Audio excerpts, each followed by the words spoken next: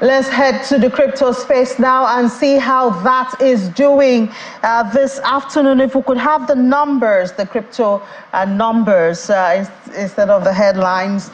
Let's have the numbers right there and see the price, obviously, of Bitcoin as well. So we see that Bitcoin has recovered a bit, up more than 3%. In fact, more than 3%, 3.63% at 44,698.55. Ethereum also follows suit. Of course, when the big guy is up, then you expect that others will follow. That's why we have more of green right here, just a couple of reds. XRP is up, BNB is up, Solana is up, and all of that. Okay, let's see the sentiment before we head to the headlines. See the sentiment and the prices, if we may. Yeah, so a very greedy market, but remember, as we have been told, that it is a greedy market does not mean that if you try to sell out and pull out at this time that it will be good for you. So you have to really look out for it. So let's see the prices for this afternoon.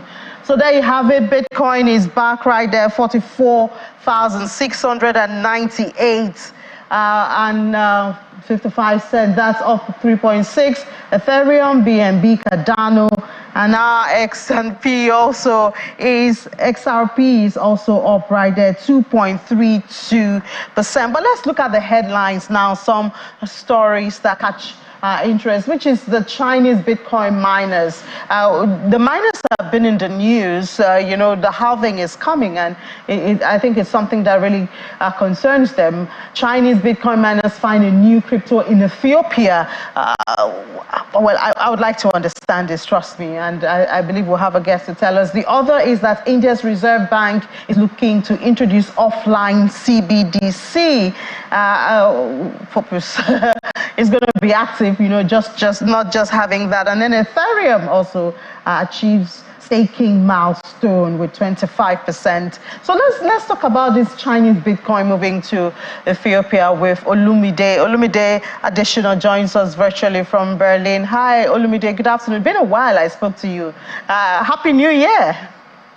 Yeah, same here. Good afternoon. Thanks for having me. Great. So tell us, what's the implication of this, that Chinese Bitcoin miners have found a new heaven in Ethiopia? What does it mean, really?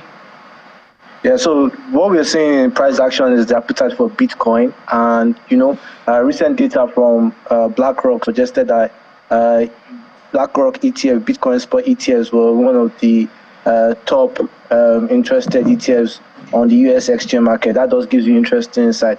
So activity around the Bitcoin space is on the high.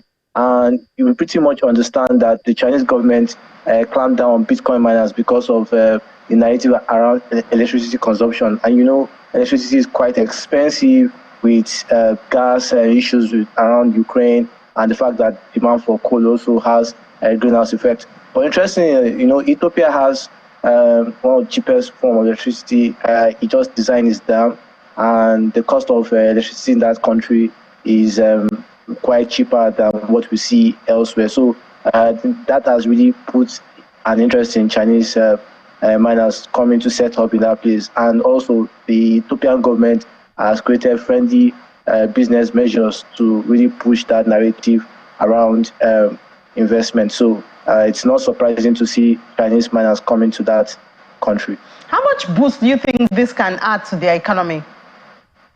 Well, it's substantial, because not just the fact that Bitcoin miners are coming, definitely, the fact that it's also going to allow a lot of crypto entities into that country, that systemically could create trade activity. And interestingly, the Chinese government have also increased their uptake around Ethiopian infrastructure. So definitely that would increase positivity in that space. Well, we don't see them coming to Nigeria anytime soon. We have enough on our hands, Shay. I think Nigeria has its own prospect too. This is Africa's largest market, and despite the fact that we have some geopolitical and infrastructure concerns, I think a lot of top labels are not putting Nigerians on the sideline. So it's just a time of win, and I think the Security Exchange Commission has done a wonderful job setting a regulatory timeline and framework on how crypto entities that want to set businesses can. So I think we are moving on the right step. It's just that the infrastructure development, electricity, and the rule of law needs to be head on for us to get to the optimal level of many of our competitors. All right, so Lumina Additional, thank you so much for your time this afternoon. Thank you for having me.